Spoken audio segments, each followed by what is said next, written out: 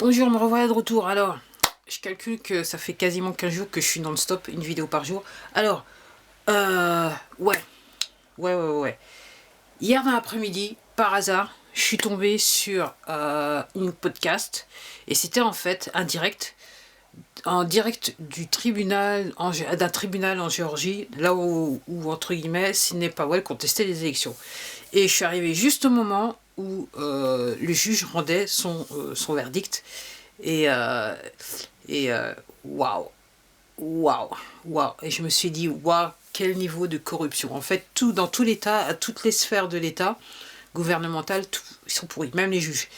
Et le type, en gros, ce qui est résumé, c'est qu'en gros, les évidences qui avaient été amenées au tribunal, donc que vous pouvez voir sur cette plateforme si vous cherchez bien, en fait, écoute, elles sont pas acceptables, quoi. Donc, en gros, elle a été déboutée dans ce sens-là.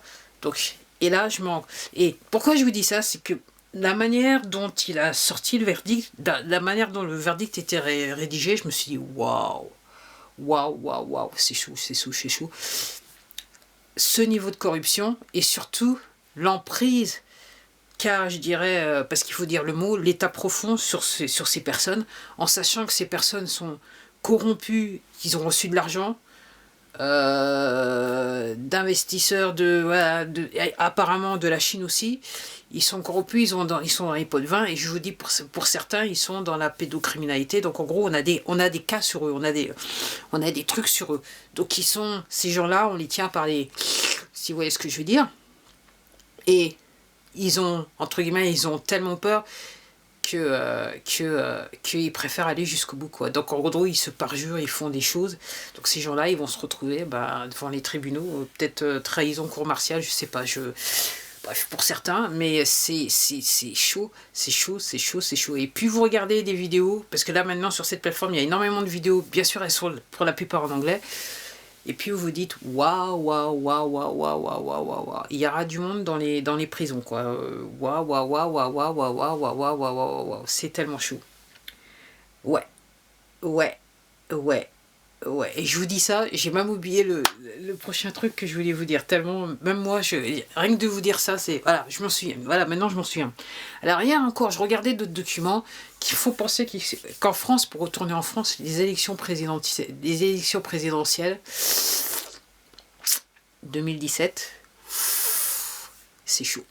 Alors, je pense que ça prendra du temps, mais je pense qu'effectivement, on va apprendre des petites choses sur ces élections qui vont pas nous faire plaisir. Si c'est vrai. Enfin, si c'est vrai. Ok. Après, effectivement, voilà. Alors, il semblerait qu'il n'y avait pas seulement des serveurs en Allemagne et en Espagne. Il est question du sol français. Waouh. Je sais pas, alors c'est pas confirmé ça, mais en fait c'est ce que j'entends dire. Mais je vais vous dire, dans cette histoire, plus rien ne me surprend. Après, vous ayant dit ça, moi parce que je fais attention, j'essaye de faire attention. J'avoue que mes sources sont plus des sources américaines directes que directes dans le sens que je vais sur cette plateforme et je regarde des gens qui semblent avoir les connexions ce qu'ils disent, c'est voilà, on peut pas. Et au bout d'un moment, ça se rejoint. Donc, je mets aussi en garde si vous recherchez, si vous avez décidé de rechercher, comprendre ce qui se passe, parce que c'est la seule chose que vous pouvez faire. Des gens comme moi ou d'autres personnes qui en connaissent un petit peu plus peuvent vous expliquer ce qui se passe, mais il y a tellement de choses à comprendre qu'au bout d'un moment, c'est à vous de chercher, de voir ce qui se passe. Et je vous dis, faites attention, parce que là, maintenant, vu que c'est très très chaud, il y a des gens qui sont payés pour vous dire le contraire, pour pas vous dire la vérité, et c'est pas seulement la presse officielle, c'est pas seulement les journaux télévisés. Donc voilà, il y a des gens sur cette plateforme, c'est des trolls en fait, ou des gens qu'on a payés pour créer des chaînes pour vous raconter tout et n'importe quoi sous le couvert que voilà, ils comprennent ce qui se passe. Donc faites attention et moi comme je dis dans l'affaire depuis mars, donc j'ai avancé dans l'affaire, effectivement je connais certaines choses mais je connais pas tout.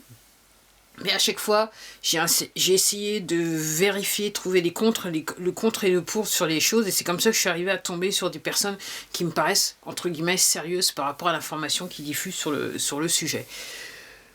Donc c'est aussi simple que ça. Donc ça va être chaud. Donc en gros, ce qui se passe, en gros, même s'ils ont perdu, hein, donc même si l'affaire elle a été perdue en Géorgie, entre guillemets, ça va aller sur la Cour suprême des États-Unis où tout est verrouillé. Donc en gros, c'est pas le truc. Mais c'est l'opportunité pour des gens, pas mal de gens aux États-Unis, surtout en France, et peut-être en France aussi, que les gens se rendent compte réellement de ce qui se passe. Voilà. Et donc aussi, hier, je regardais des trucs et je me suis dit, je me souviens dans une vidéo, je vous disais que j'avais vu une personne qui disait, les planètes et compagnie, qui disait que Macron jusqu'en mai 2022. Mais hier, j'ai lu un truc qui me fait penser que ça sera peut-être pas jusqu'à mai 2022. Bon, on verra, l'avenir nous le dira. Apparemment, aux États-Unis, Donald Trump nous promet quelque part pas mal de choses avant Noël. Donc n'oubliez pas, le 14 septembre, officiellement, on doit annoncer qui est le président des États-Unis, parce que Joe Biden n'est toujours pas président des États-Unis. Et après, normalement, le 20 janvier, il y a une investiture. Alors, en parlant de la période. Alors, je regarde un petit peu partout, donc je vous rappelle qu'au Canada, ils ne peuvent pas fêter Noël. Dans certains États aux États-Unis, curieusement, des États démocratiques ne peuvent pas fêter Noël. En Allemagne, c'est mort. Et dans d'autres pays, c'est mort. Et je me dis que, vu que, en gros, on est sur la même vague, la même mouvance, le même genre de pensée, si vous voyez ce que je veux dire, je ne serais pas surprise si, en fait, on nous disait que, de toute façon, à Noël et le jour de l'an, en fait, il faut rester chez vous. Voilà, vous vous enfermez chez vous pour la nuit. Je ne serais pas surprise. Je l'espère pas, mais je ne serai pas surprise. Pour l'instant, on est seulement sur l'histoire d'un couvre-feu. Mais n'oubliez pas que, normalement, le 15 décembre, on est censé nous dire que c'est terminé le déconfinement, nous annoncer. Ok, bien que j'entends ça depuis des mois, il y a des gens qui disent qu'en janvier, il y aura encore une troisième vague. Enfin bref, si vous voyez ce qui se passe. Et ça me fait venir sur le sujet, c'était réellement le sujet. En fait, je voulais faire une vidéo que sur ce sujet-là, tout seul.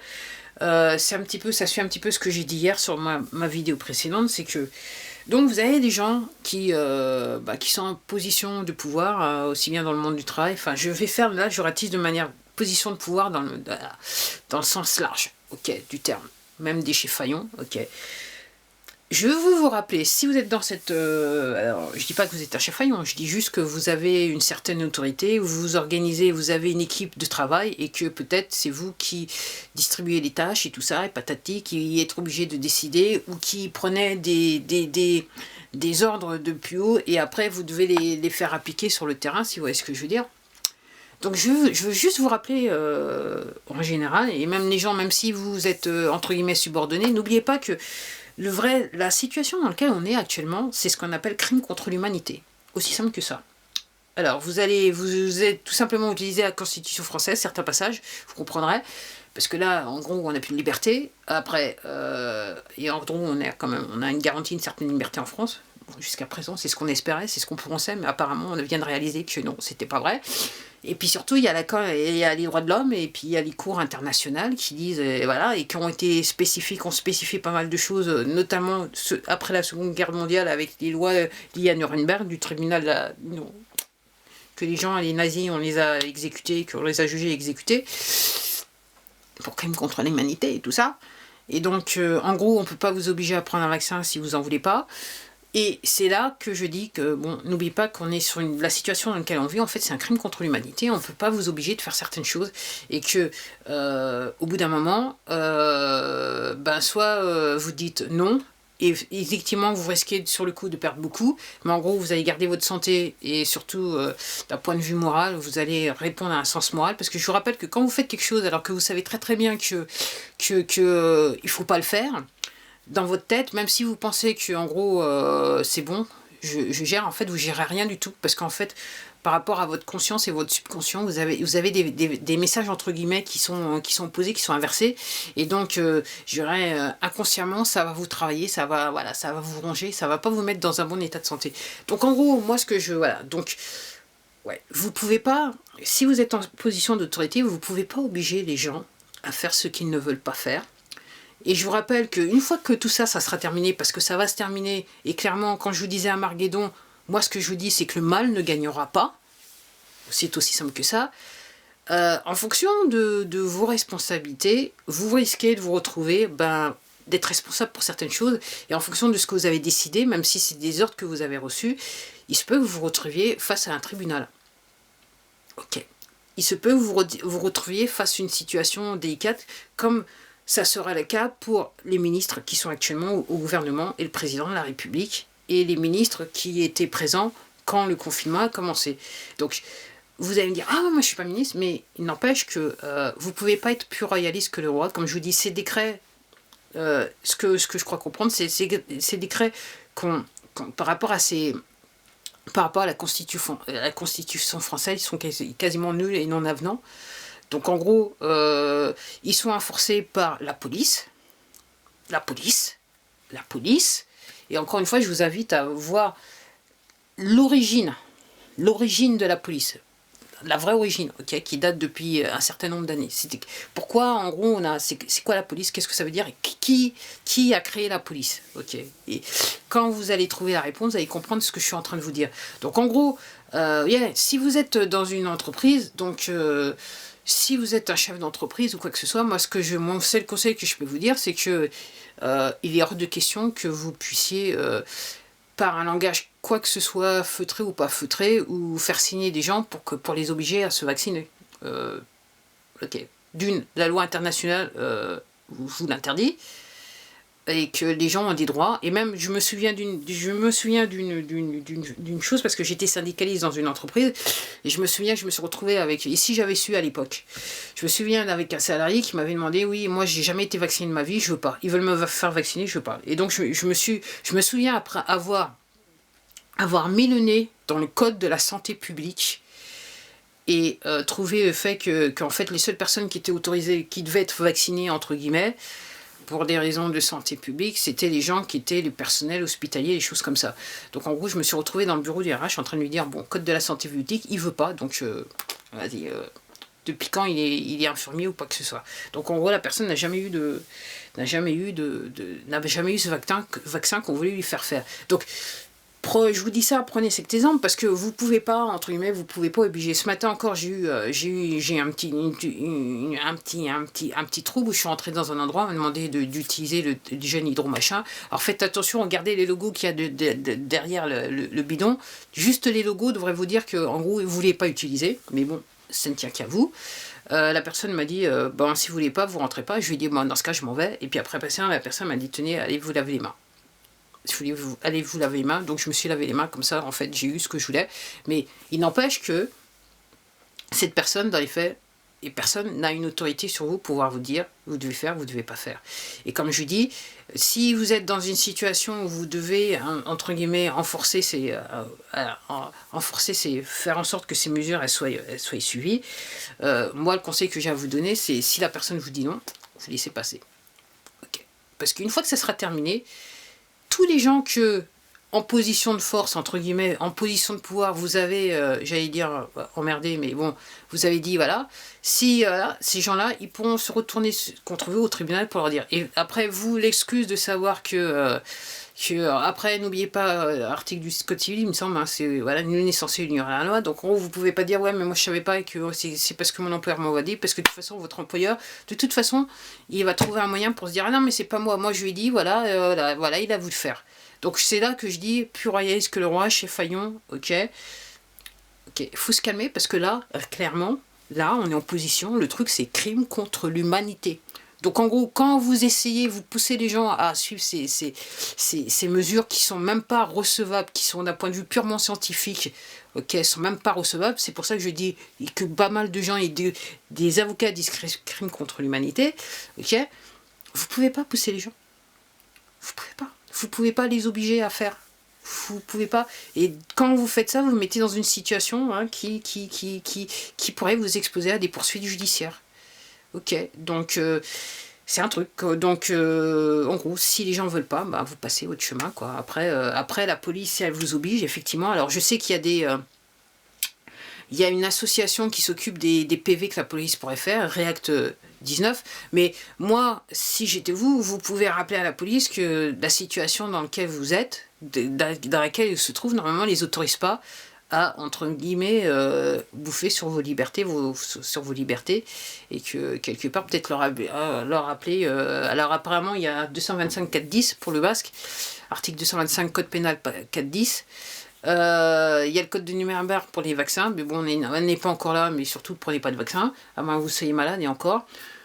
Je vais vous dire une chose, je vais vous dire très honnêtement, entre moi ce qui m'est arrivé donc il y a 2014 avec ma jambe et ce que j'ai vécu avec les toubibs où clairement je suis totalement écuré du système de santé français, ok, et plus encore ce qui se passe et ce que j'ai appris sur les vaccins, et je regrette d'avoir eu le vaccin d'avoir fait le vaccin pour le tétanos en 2014,